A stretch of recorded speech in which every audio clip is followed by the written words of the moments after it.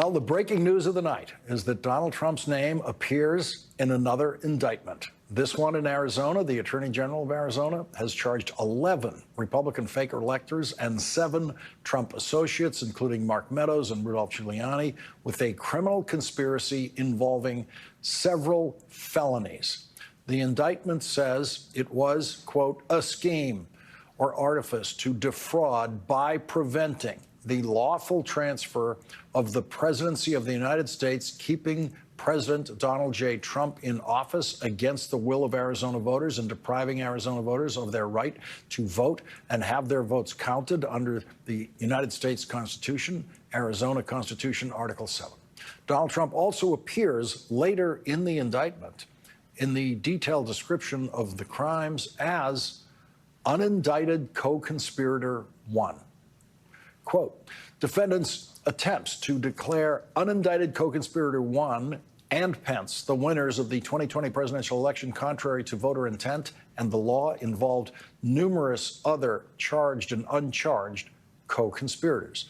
The names of all of the defendants who are residents of Arizona were revealed publicly in the indictment, but the names of 7 other out-of-state defendants are still redacted since they have not yet been served with the indictment or weren't yet served with the indictment when it was released. Mark Meadows' name is redacted in the indictment, but it could not be more obvious in this line that begins with a redaction and says, redaction was unindicted co-conspirator 1's chief of staff in 2020. Mystery solved. The other Trump associates, easily identifiable from the description of their actions in the indictment, are attorneys John Eastman and Jenna Ellis, Trump aide Boris Epshteyn, Christina Bobb, and Trump campaign operative Mike Roman. The indictment says defendants and unindicted co-conspirators schemed to prevent the lawful transfer of the presidency to keep unindicted co-conspirator 1 in office against the will of Arizona's voters. This scheme would have deprived Arizona voters of their right to vote and have their votes counted. Republican presidential elector defendants then voted for President Donald Trump and Vice President Michael Pence on December 14th, 2020, falsely claiming to be the duly elected and qualified electors for president and vice president of the United States from the state of Arizona. Defendants deceived the citizens of Arizona by falsely claiming that those votes were contingent only on a legal challenge that would change the outcome of the election. In reality, defendants intended that their false votes for Trump-Pence would encourage Pence to reject the Biden-Harris votes on January 6, 2021, regardless of the outcome of the legal challenge. The scheme failed when Vice President Michael Pence accepted all certified Biden-Harris votes on January 6, 2021. The indicted fake electors include Kelly Ward, who was the chair of the Arizona Republican Party, who was indicted along with her husband, Michael Ward, as a fake elector. 2 Republican members of the state legislature have been indicted as fake electors, Jacob Hoffman and Anthony Kern. For anyone who still needs a lesson in how much your vote matters, the Democratic Attorney General of the state of Arizona won her election by 280 votes.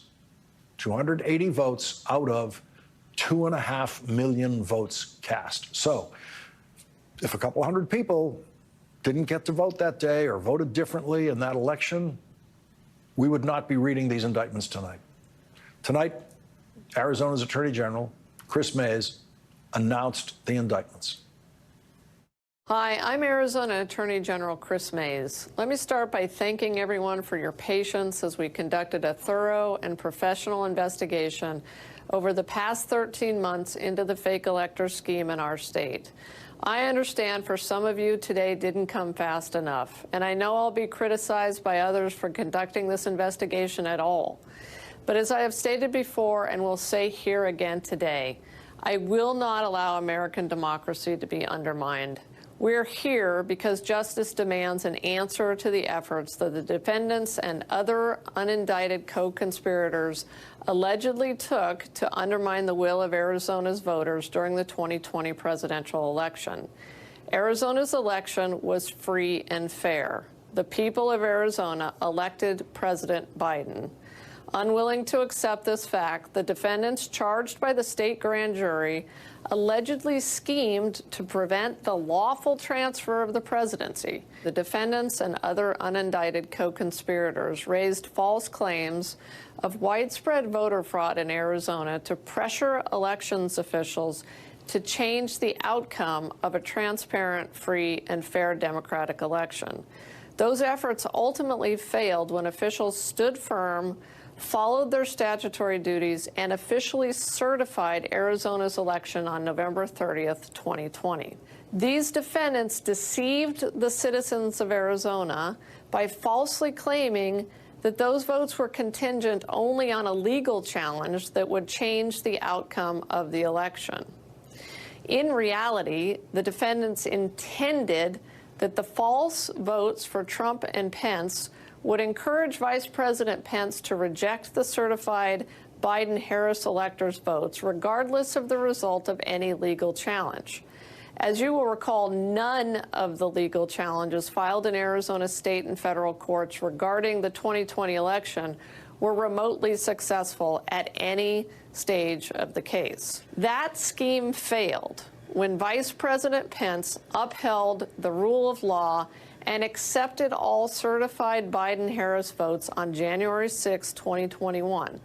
A state grand jury made up of everyday, regular Arizonans has now handed down felony indictments for all 11 Republican electors, as well as several others connected to this scheme.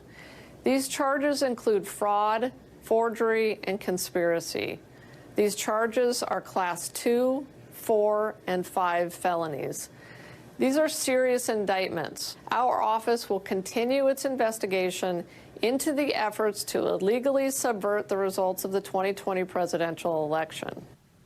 Leading off our breaking news discussion at this hour is Timothy Heaphy. He is a criminal defense attorney and former U.S. attorney. He served as lead investigator for the January 6th committee. Also with us, Andrew Weissman, former FBI general counsel and former chief of the criminal division in the Eastern District of New York. He's co-host of the podcast Prosecuting Donald Trump. He's an MSNBC legal analyst. And Andrew, now that you've had a little time with this indictment, I just want to put up on the screen for the audience as we discuss it the list of the charges, the 6 different crimes that include forgery, tampering with a public record. What do you make of what you're reading here?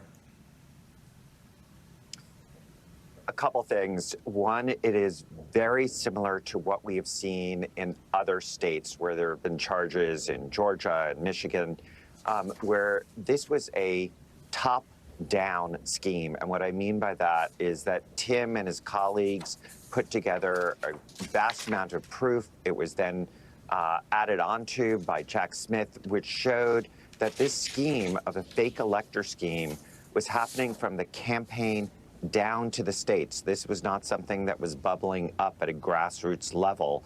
And that's why you're seeing fake electors at the Arizona level and people at the campaign level and into the White House. That's the second point. I was struck by, on page 44 of this indictment, Eric Hirschman seems to be who was a White House counsel, seems once again to be very much an important witness in the case, and he is on a text message where basically he and a colleague are talking about how they're not going to sign off on this because he views this as, and this is a quote in the indictment, certifying illegal votes. Certifying illegal votes is what he wrote, and he said someone else is going to have to sign it, and he says Rudy, Boris, and Jenna. And those names are actually the 3 of the people who are charged or appear to be charged. So those are my quick takes of the charges here. Tim, did you learn anything in this indictment that you hadn't already had a pretty clear sense of in the January 6th investigation? Yeah, Lawrence, a few details, but not the big picture. The big picture has been clear for a while. And as Andrew just said, this was a top-down, intentional part of the plan, the generation of these fake electors, which then becomes essentially a predicate for Vice President Pence or for the Supreme Court or some entity to do something to prevent the transfer of power. So there's some color, there's some details that of which we were not aware. We did not talk to as many people about Arizona specifically as the Attorney General has done, but it doesn't change this sort of core narrative that the fake electors were an indispensable means to perpetuate this multi-part plan to try to prevent the certification and the transfer of power. Andrew Weissmann, Kenneth Chesebro doesn't appear in this indictment. He, of course, was indicted in Georgia and has already pleaded guilty in Georgia. And there were reports indicating that he had actually traveled to Arizona to cooperate with this investigation. You know, that seems to be the main reason why he would not be charged here, is that he is actually cooperating, or maybe I should say at least cooperating enough to not be charged. You know, it's still, I think the jury's out about just how candid he has been, but it's otherwise hard to explain why his name does not appear, and presumably it's because he has counsel who has said, look, if you do not want to be on, as Tim and I used to say in our prior jobs, on the other side of a V, meaning, you know, United States versus, or in this case, Arizona versus, you need to start, you know, finding religion and, you know, join Team America. So it's possible that that is the main reason that you don't see his name here, because otherwise, as Tim knows very well from, you know, having investigated this deeply, you know, he was in the thick of things, and you know, we know that actually also from his own plea in Georgia. So this meeting of the fake electors was publicized at the time. I think we actually have video of it where they allowed it to be covered, actually, as though it was some kind of real event with some import to it. We'll show that video in the control room as soon as we can put it. There it is. So that's the actual meeting right there that we're putting on the screen. Those are the indicted fake electors sitting there. And the Attorney General in the indictment stresses that they were lying about the purposes of that meeting. At the time, they were saying that we will only use these electors in the event that Donald Trump somehow wins one of his legal cases in court that could then allow these electors to be used. And the Attorney General's indictment says absolutely not. They always planned to try to use these electors on January 6th, no matter what happened in court. And Tim, there's a last line that appears at the end of the charge against every elector, beginning with Kelly Ward. And the last line says, she did not withdraw her vote, even though no legal challenge successfully changed the outcome of Arizona's 2020 presidential election.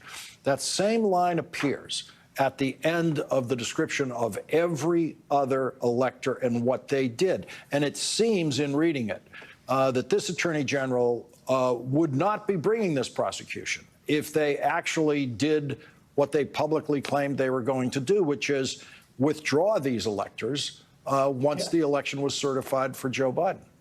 Yeah, Lawrence, exactly right. Look, there was one fake elector to whom we spoke in Georgia who analogized the fake elector certificates in that state to Super Bowl T-shirts. He said, look, before the Super Bowl, you print T-shirts that say both teams won, so that whoever actually wins, there are T-shirts already printed that show that they're the champions. The other ones just get tossed because the outcome doesn't turn out consistent with the T-shirt. And there were fake electors in Georgia and other states who believed that this was essentially the same, a contingency. But the language that you just cited shows that the Arizona electors knew that really isn't tied to the success of any case, because the cases had been filed, the cases had been largely disposed of, had not prevailed. And even after, they weren't withdrawn when all the cases in Arizona are rejected for lack of evidence. So the theory here is that there was never any serious contingency. These were meant to be an apparatus for Mike Pence to choose for political motivation the Trump electors because of these vague suspicions of voter fraud, absent any evidence. That's what makes it criminal, right? Not a good faith, hey, just in case election, the litigation goes one way, we need this backup plan. The lack of withdrawal, as that language reflects, shows that this was always meant to apply and be sent and be considered by Congress regardless of the election, of the litigation. Andrew, big difference between the Georgia indictment and this indictment. Donald Trump doesn't make it into the indicted column in this indictment. Donald Trump, as we recall, made his debut in criminal indictments as individual one in New York in the federal indictment of Michael Cohen in the Stormy Daniels payoff case. And now tonight in Arizona, he is a co-conspirator one. What is the difference in the evidence between Georgia and Arizona? Obviously, we don't have a tape-recorded telephone call with the Secretary of State of Arizona. Yeah, I mean, you know, that obviously is a huge piece of evidence that Georgia has. It's not clear yet why we have alter egos being charged in Arizona, but not the ego, the main principal person for whom this is done. The fake electors didn't do this on their own. People like Rudy Giuliani, all of the sort of amanuenses, the lawyers, they're all staff to somebody who is the president. But it's unclear, you know, what the lack of proof is. But, you know, for sure it is because they somehow don't have enough direct evidence yet against him. But it's important to note that I stress the word yet. These are state charges, which means regardless of who wins the presidential election, whether it's Biden or Trump, it doesn't matter because you cannot have a federal pardon of these cases. So these people are going to be going to trial in Arizona on these charges. And just to be clear, what Tim is saying, so people understand that this is no joke, these charges, if proved, really show this is what you see in, like, you know, petty banana republics. This is fundamentally undermining what it means to be a democracy. They're absolutely undermining the votes in these states where the idea is whoever won, that doesn't matter. The democracy is not going to apply. I mean, this could not be a greater threat to this country over its entire history. We're going to squeeze in a quick break here. There's much more on this when we come back, including some information being reported tonight about the grand jury that issued this indictment. We're going to be right back. The defendant Republican presidential electors, allegedly plotting with additional defendants, then voted for Mr. Trump and Vice President Pence on December 14th, 2020. Falsely claiming to be the duly elected and qualified electors for President and Vice President of the United States from the state of Arizona. Former federal prosecutors Tim Heaphy and Andrew Weissmann are back with us. And Tim, the Attorney General also said tonight that the investigation is ongoing. They are still working on the investigation. But when you consider the status of Donald Trump in this indictment as unindicted co-conspirator one, compared to his status in the Georgia indictment as an indicted criminal guilty of felonies, it may be that when prosecutors are looking at the actions of a president while he's in office, that they feel they need something like that audio recording of Donald Trump calling the Secretary of State in Georgia, in which all of us can hear Donald Trump committing the crime. Trump voters all over the country can hear Donald Trump committing the crime in that phone call. And that may be the level of certainty and public certainty in the evidence that prosecutors want to indict someone for actions that conducted during the presidency. Yeah, I think that's actually, Lawrence, probably correct. In Georgia, the Raffensperger call is so damning. It is the president himself personally encouraging the Secretary of State to find, you know, the number of votes needed to win. We don't have that in Arizona. I think there is some evidence of the president speaking to Rusty Bowers to encourage a special session, but we don't have at least as far as the Select Committee was able to determine, as much evidence as President Trump personally engaging with people in Arizona, as much as he did with folks in Georgia and in Michigan and in Pennsylvania and elsewhere.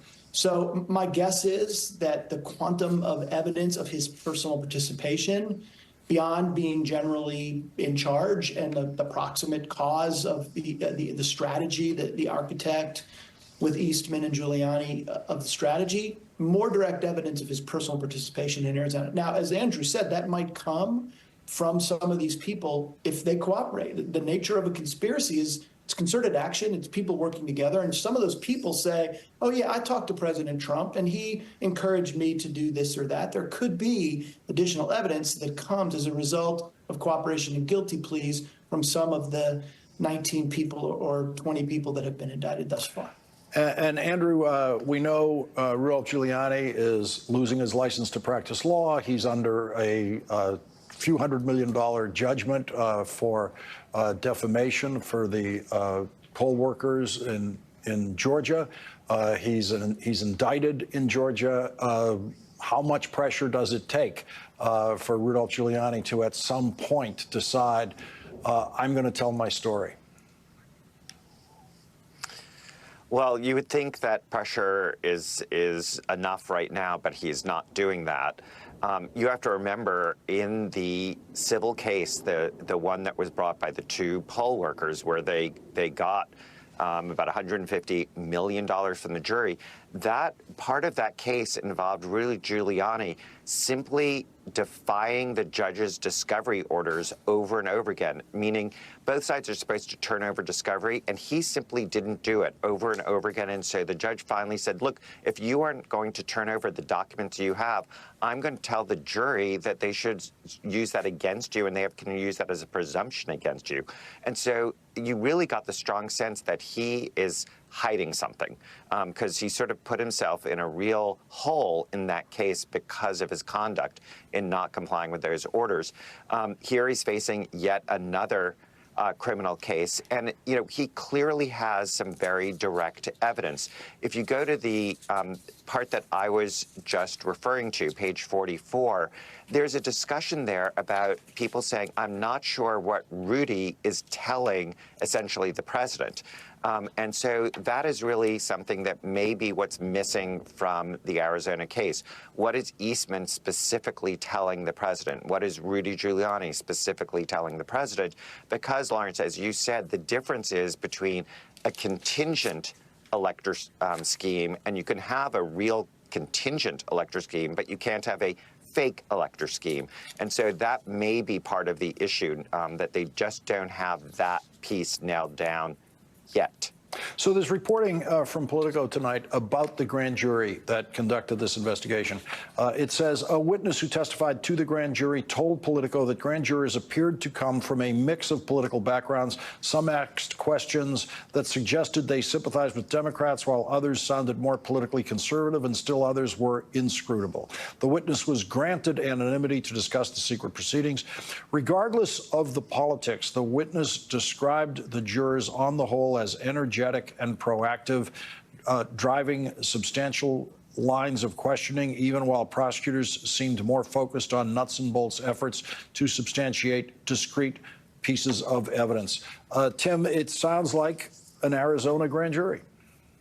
Lawrence, that's America, right? That's how our system works. It's regular people who are summoned for grand jury service or petit jury service, and they go to work every day, and then they get this thing in the mail that tells them to show up. They're not professionals. They're not part of the deep state like you and me and Andrew and everybody else. They're regular folks. This is democracy at its best. The criminal justice system generally gives authority to regular folks, and that's what's happening in New York City. That's what's happening in Arizona. That's what will happen in Washington, D.C. And for that reason, Lawrence, I think these regular people's decisions have the potential to move the needle of public opinion about these same facts in a way that the retelling of the Select Committee or of the media or others may not, right? This is regular people that are listening to evidence and doing their best to figure stuff out. Republicans, Democrats from different parts of Arizona that,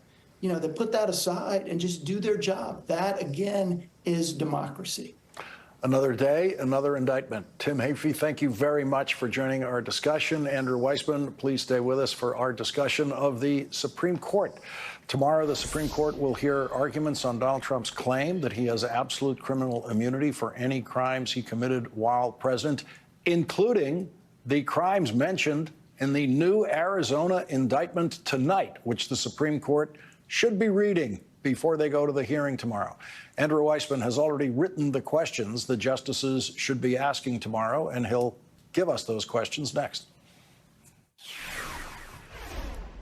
The idea that the January 6th trial would be delayed until after the election, in my view, it just can't be the case that a president can attempt to steal an election, to seize power, and we can't hold him to account until after the next election.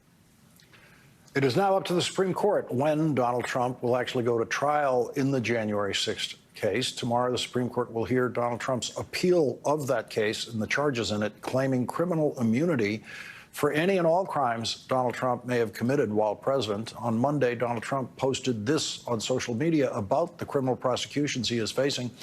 This is in no way what the founders had in mind. Legal experts and scholars have stated that the president must have full presidential immunity. Donald Trump never mentions any of the founders who believed that or any of the so-called scholars who believe it. 15 distinguished historians submitted a brief to the Supreme Court arguing that the founders never intended for the president to be immune from criminal prosecution. In their 34-page brief, the historians say there is no evidence in the extensive historical record that any of the framers believed a former president should be immune from criminal prosecution. Immunity for the crimes here alleged would be most abhorrent to the framers because immunity would upset the constitutional scheme and aid a president in overriding the people's power over him. The framers would also have been appalled that former President Trump, despite having left office, seeks permanent immunity. Andrew Weissmann is back with us. And Andrew, the one thing you didn't want if you're the Trump lawyers going into the Supreme Court tomorrow is another indictment tonight describing a criminal conspiracy where Donald Trump is unindicted co-conspirator one, and who knows, could at some point be indicted. But you've written and published questions for the Supreme Court tomorrow, and I just want to go straight to question number 8. That you wrote before this indictment came out, and it says, how would organizing alternative electors in coordination with the chair of a major political party involve official acts of a president? That sounds like a good place to begin tomorrow, Andrew. It does. We tried to, I wrote this with Professor Goodman at NYU, wonderful, brilliant man, so he should really take the lion's share of the credit for this. But we divided it into 2 buckets. The one that you read relates to the substance, and let's just get real. There is no substance to the claim here. If the Supreme Court were to decide that a president has absolute immunity, we can all pack up and go home. We will not live in a democracy. We may have the illusion that we're in a democracy, but we will not be in one. I do not see that happening. The main issue tomorrow is timing. It is all about the fact that there is a stay in place right now that the Supreme Court has the ability to lift tomorrow. They can hear argument, and they are capable of saying, you know what, opinion to follow, but we're lifting the stay so the district court can go on her business. And there's every reason to do that because one of the questions we ask is to pose to Donald Trump's lawyers the following. You say that you are immune from criminal prosecution, and you say that this criminal prosecution is something that is as onerous, is something you shouldn't be laboring under. You say the gag order in this case is hurting you in terms of your speech in running for office. So don't you have every interest in having us decide this case quickly? What possible reason, legitimate reason, do you have for us to delay a ruling on this case? Because there really is no good answer to that question. And because I think there's no way that you're going to have 5 justices say that there is immunity in this case for these charges, there's no reason for the stay to continue one day longer. The stay, in effect, is giving Donald Trump the immunity he seeks. Even if the Supreme Court later says presidents are not immune, it's the stay that is actually resulting in this president being immune. Because it is the stay that is actually delaying the trial in the case. And as long as that stay is in place, the trial is frozen and delayed. I want to go to another question you have here that I'm really hoping to hear in the Supreme Court tomorrow. It's so great. I never would have thought of this. It's number 10. It says, if Richard Nixon had ordered the FBI instead of the so-called plumbers to break into Daniel Ellsberg's psychiatrist's office, would Nixon have been immune from prosecution? The Nixon plumbers were not official government operators at the time that they were committing these crimes. And the Trump theory of the case is anything the president does in his official capacity cannot possibly be a crime. And so that's why you say, basically, they're saying if Nixon had ordered the FBI to do it and the FBI did it, there would have been no crime. Absolutely. I mean, it's so preposterous what he's saying. The other questions we have are just essentially doing a goose gander, which is, so if what you're saying is true, then Joseph Biden could decide that if you would be entitled to order the assassination of a political rival, are you saying he can order an assassination of a political rival? If you could seize election machines because you think there's fraud in the election, aren't you saying he can do it? I mean, this is one where it's even Justices Alito and Thomas, footnote the outrageous fact that Thomas is going to sit on this case tomorrow and hear it, leave that aside. But even they, I think, will not stomach the idea of blanket immunity. They may decide that there's some small area which maybe a president is immune, for instance, foreign relations, something that's exclusively or almost exclusively within his province. But it's hard to see that it would be in this case with these charges. Andrew Weissmann, thank you very much for joining us tonight. We will be listening to the court tomorrow. And a programming note, Andrew Weissmann and Neil Katyal will join us in studio tomorrow at this hour after we've all heard the oral arguments at the Supreme Court. MSNBC's coverage of the arguments start at 10 a.m. Eastern tomorrow and tomorrow night. I'll join Rachel Maddow for a special primetime coverage of the Supreme Court hearing starting at 8 p.m. That'll go on for 2 hours before the last word then comes on at 10 p.m. tomorrow night, as usually scheduled. And coming up today, President Joe Biden got an early endorsement from the Construction Workers Union. The endorsement says that Joe Biden has done more to strengthen jobs in the construction services and those unions than Donald Trump ever could. That's next.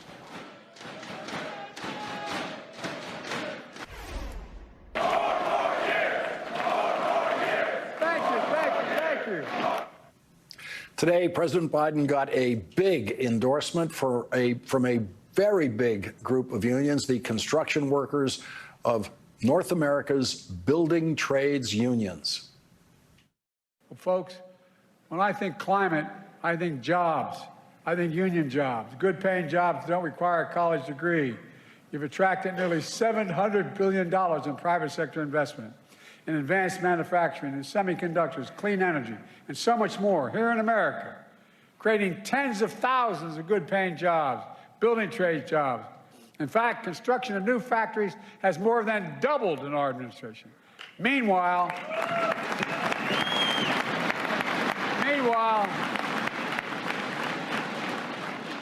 Donald Trump still thinks windmills cause cancer.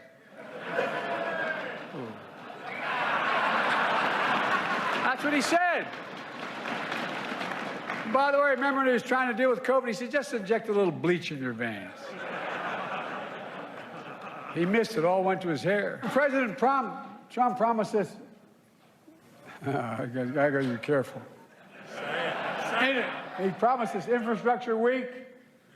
Well, I tell you what, it took 4 years, He never built a damn thing, nothing. I'm serious. Are you surprised? You're the best in the world. You know, you had my back in 2020, and because of you, I'm standing here as President of the United States of America, because of you. And that's a fact. Because of you, in 2024, we're going to make Donald Trump a loser again.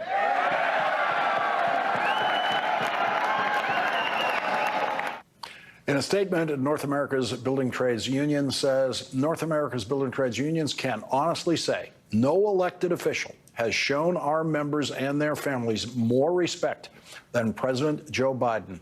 Through his policies and his personnel, President Biden has demonstrated his laser-like focus on not only rebuilding our nation's infrastructure and manufacturing sector, but rebuilding the American middle class itself. And in a newly released ad, the union's president, Sean McGarvey, explains why the union opposes Donald Trump. You are promising America tonight you would never abuse power as retribution against anybody. Except for day one.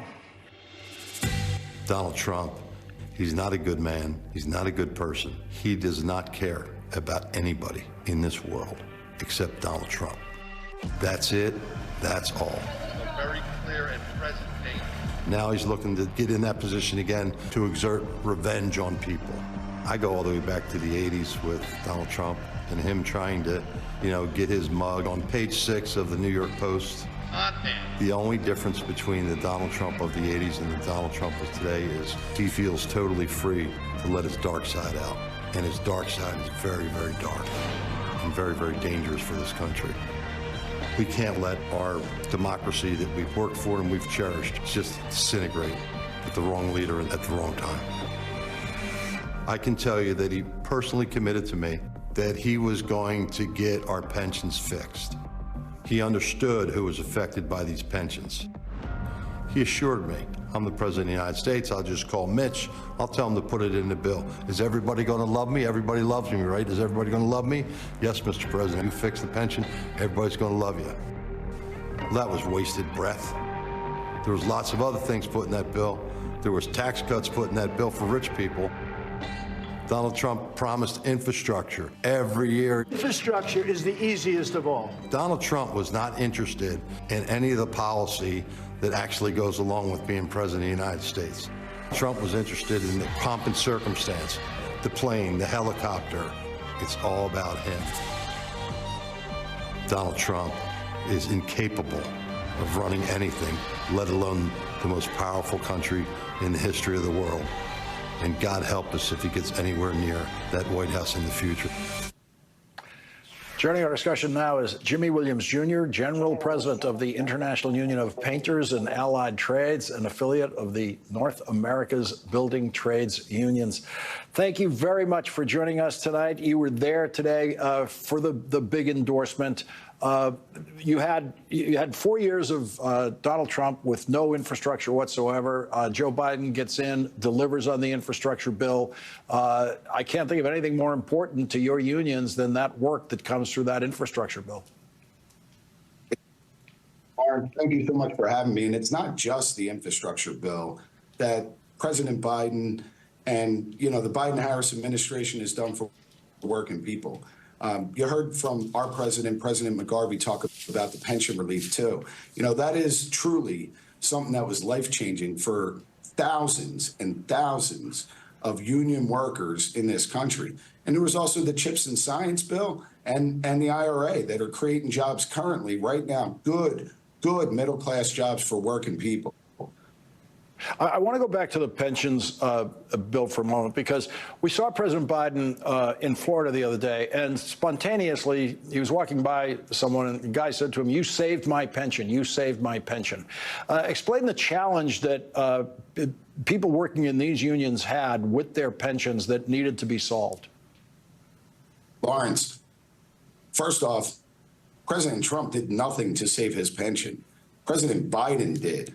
Number one. Number two, working people and the pension system has been exposed by corporate greed. In 2008, The crash of our economy impacted millions of working people's pensions, and the relief that was given to union members and their pensions during the Biden-Harris administration, it literally saved and changed lives. We have a pension fund in our own union that was based in Southern California that needed relief.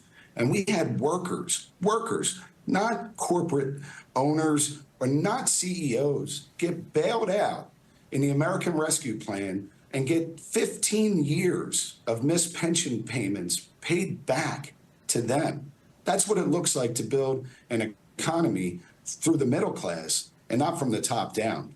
Do the workers know who did that? Listen, that is the whole reason that our unions came together and endorsed President Biden today. And we have a duty to tell our members the truth. And that is what we're doing. We've started now, and we're going to continue through Election Day to tell our members the truth.